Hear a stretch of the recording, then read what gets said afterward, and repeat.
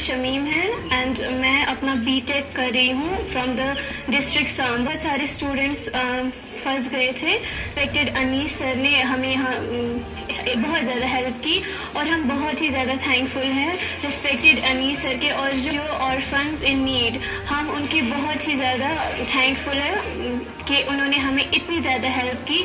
इस सिचुएशन में उन्होंने हमें इतना ज़्यादा। मेरा नाम है शाहिदा जबीन। हालात की वजह से हम थोड़ा परेशान हो गए उधर, लेकिन जम्मू में हालात काफ़ी बिगड़े हुए थे। मुहतरम हनीस साहब को काम बहुत बहुत शुक्रगुजार है और ऑर्फन्स जो टीम है उन सब की।